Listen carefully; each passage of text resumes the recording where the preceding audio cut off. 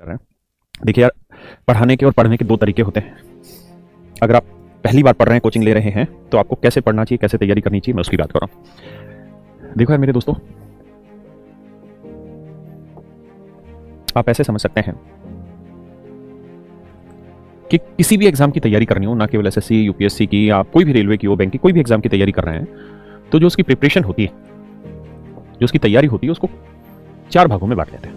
ठीक है, मेनली 4। नमस्कार, जय हिंद, वंदे मातरम। आप सभी का करियर विल हेल्पर पे स्वागत है। आज राकेश यादव सर जिस मुकाम पे हैं, हर एक बच्चा जो गवर्नमेंट एग्जाम की तैयारी कर रहा है या राकेश यादव सर से कोचिंग ले रहा है या ले चुका है, वे सभी इस मुकाम पे पहुंचना चाहते हैं। वे सभी जानना भी चाहते हैं कि राकेश यादव सर यहाँ पे किस प्रकार पहुंचे।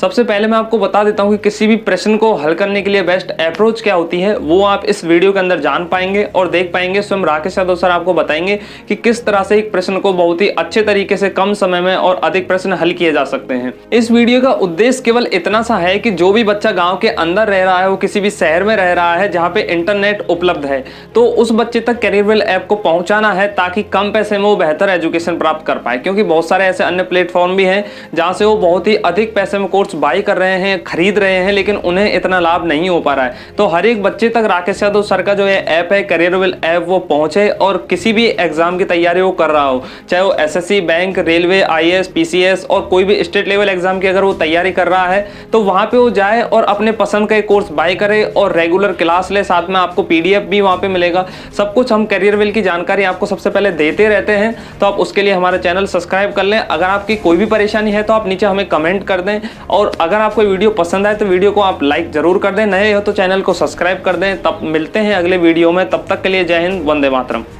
ठीक है, मेनली 4 भागों में बांट लेते हैं, और उन 4 भागों के थ्रू हम समझेंगे कि आज हम स्टार्ट किस चीज से कर रहे हैं, बाद में धीरे धीरे हमें कैसे बढ़ना है और कैसे चीजों को आगे लेकर जाना है। आप अपनी सहूलियत के हिसाब से अपनी बातों को, अपनी चीजों को चुनिए। मैं अपने तरीके से आपको एक्सप्लेन कर रहा हूं कि कैसे कैसे चीजें तैयार करनी चाहिए, कैसे पढ़ना चाहिए। देखिए यार मेरे दोस्तों, सबसे पहला तरीका होता है बिल्कुल basic with concept. With concept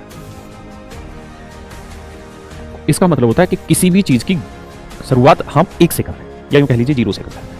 यानी अगर मान लीजिए मुझे आपको अल्फाबेट सिखाना है ए से जेड तक, तो शुरुआत मैं करता हूं हमेशा ए से। मतलब कोई भी ऐसे गिनती सिखानी तो शुरुआत 1 से होती है। जी अक्षय जी, दिस क्लास इज लाइव। और मेरे प्यारे बच्चों, हम इस समय यूट्यूब पे भी लाइव चल रहे हैं। ठीक है, तो जो बच्चा यूट्यूब पे पढ़ रहा है उनका भी स्वागत है। ऐप पे भी लाइव है अभी। ठीक है, तो मैं सबके कमेंट, अभी पक्का लाइव है ना? देख लेते हैं। हाँ, अब लाइव आ गया। भाइयों माफ करना, मेरे से तार हिल गया था, इंटरनेट का तार पैर लग के वो निकल गया, उस वजह से क्लास एट ए टाइम पे रुक गई थी। माफ करना भाई उसके लिए। अभी प्रॉपर लाइव है ना यूट्यूब पे भी और ऐप पे भी? श्योर, सॉरी, आज लाइव हो गया। ठीक है, यही मैं बात करना चाह रहा था। कोई नहीं यार मेरे प्यारे बच्चों। जी लाइट कम आ रही है, लाइट तो बढ़ा लें बेटा, लाइट में तो इश्यू नहीं है। अब देख, बढ़िया। तो मेरे प्यारे बच्चों, मैं आपको कह रहा था कि तैयारी करने के कुछ मेरी तरफ से स्टेप हैं, वो मैं आपको समझाता हूं। अगर आप इनिशियल स्टूडेंट हैं तो सबसे पहला तरीका है कि आप बेसिक चीज़ों को जान लें, उनके कॉन्सेप्ट को जान लें।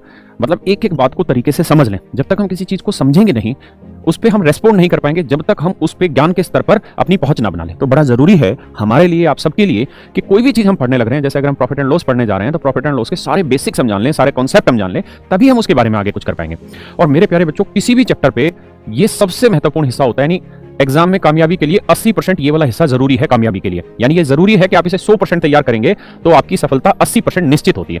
ठीक है जी, यानी इस कॉन्सेप्ट वाले पार्ट को आप 100% तैयार करें, जो क्लास में पढ़ाया जा रहा है उतनी बातों को तैयार करेंगे तो 80% आपकी सफलता निश्चित हो जाती है यहां से, कि आप सफल होंगे ही होंगे। मेरे प्यारे बच्चों, ये जो पोर्शन होता है ये थोड़ा सा टाइम टेकन होता है, टाइम टेकन प्रोसेस रहता है। बहुत ज्यादा नहीं, बहुत कम ही प्रैक्टिस की डिमांड करता है, लेकिन करता है कि कॉन्सेप्ट क्या प्रैक्टिस कर लें। यानी टाइम टेकन ज्यादा होता है, लेकिन प्रैक्टिस की डिमांड रहती है कि आप कम करें लेकिन कर लें प्रैक्टिस। जो चीजें क्लास में आपको सिखाई जा रही हैं आप उसको घर पे पढ़ लें। अगर आपकी 5 से 6.5 डेली क्लास हो रही है मेरे बच्चों, अरिथमेटिक की आज से जैसे हम परसेंटेज स्टार्ट करने लग रहे हैं, तो जो ये 1.5 घंटे की क्लास है, इसको कुछ भी नहीं ना तो आप 30 मिनट भी अगर क्लास के बाद में अपने नोट्स बना लेंगे हाथ से, या थोड़ी सी मेहनत कर लेंगे खुद से, जो पढ़ाया उन्हीं चीजों को एक दो बार सुन लेंगे, देख लेंगे, तो आपका काम हो जाएगा। कॉन्सेप्ट इतना ही होता है कि जो टीचर समझा रहा है बस उस बात को ध्यान से सुन लें। अगर आपने ध्यान से सुन लिया तो बात बन जाएगी। दूसरा जो पार्ट आता है मेरे बच्चों, वो आता है क्या, कि हम कॉन्सेप्चुअली अप्रोच कैसे करें क्वेश्चन पे। और कॉन्सेप्चुअली अप्रोच कैसे करें। कॉन्सेप्चुअली का मतलब है कि जो कॉन्सेप्ट है उस चीज के ऊपर, उस कॉन्सेप्ट की अप्रोच कैसे बनाएं उस सवाल के ऊपर। एग्जाम्पल के थ्रू धीरे धीरे समझाता हूं। तीसरा जो पार्ट आता है वो आता है मेरे बच्चे क्या, देखिए कुछ टॉपिक ऐसे रहते हैं जिनमें लैंग्वेज बहुत बड़ी बड़ी आती है, खासकर अरिथमेटिक में कार्रवाई रहती है, जहां पे लैंग्वेज आपको मिल जाएगी 6 लाइनों की, और क्वेश्चन को सोल्व करने का टाइम मिलेगा 20 सेकंड 25 सेकंड। तो सच्चाई ये है कि उस 20 से 25 सेकंड में उस लैंग्वेज को समझना अपने आप में बड़ी चीज होती है, क्योंकि अगर भाषा के स्तर पर आप उस चीज को समझ गए फिर उस सवाल में ऐसा कुछ है ही नहीं जो आप नहीं कर पाए, क्योंकि कैलकुलेशन हर किसी की तैयार होती है, छोटी छोटी कैलकुलेशन होती है, वो सबको आती है। एसएससी जैसे एग्जाम या बाकी बैंक को छोड़ के बाकी कोई भी अगर आप एग्जाम उठा के देखेंगे तो वहां पर कैलकुलेशन का रोल बिल्कुल भी नहीं होता, ना के बराबर कहा जाए तो भी बुरा नहीं है कैलकुलेशन के रोल से। तो मेरी बात, इस बात को ध्यान से समझिए कि जरूरी ये है कि जो आप पढ़ने जा रहे हैं उसकी कॉन्सेप्ट आपके बहुत बढ़िया से तैयार हो, फिर आप कॉन्सेप्चुअल अप्रोच तैयार करें। उसके बाद मेरे बच्चे आप कॉन्सेप्चुअल लैंग्वेज वाइज अप्रोच तैयार करिए। मैं इनको धीरे धीरे अर्थ के रूप में समझा रहा हूं। और चौथा है जो सबसे जरूरी है, जो आखिरी में जब आपकी चैप्टर पूरा होता है तब इसकी जरूरत होती है, और वो होता है क्या, how to approach every question without doing it in detail. यानी क्वेश्चन को बिना डिटेल में सोल्व किए कैसे उस पर अप्रोच करें, ये बड़ी जरूरी चीज है। अब मैं तीनों को धीरे धीरे करके समझाता हूं, आपको धीरे धीरे करके चीजें समझ में आ जाएंगी।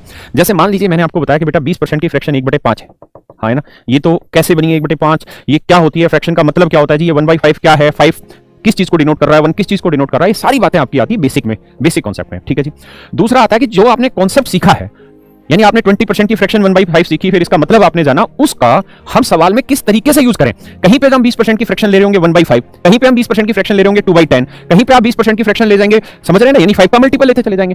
तो ये जो चीजें ये धीरे धीरे बात पकड़ में आनी शुरू होगी। तीसरी चीज है कि जो लैंग्वेज लिखी रहेगी, बहुत सारी बड़ी बड़ी लैंग्वेज लिखी रहेगी, 5-5 6-6 लाइनों की लैंग्वेज लिखी रहेगी, उस लैंग्वेज से अपने लिए जो काम की चीजें वो निकालना और उनको फिर अप्लाई करना। और मेरे बच्चों चौथी जो सबसे अहम चीज है वो है कि आपको सवाल ना आए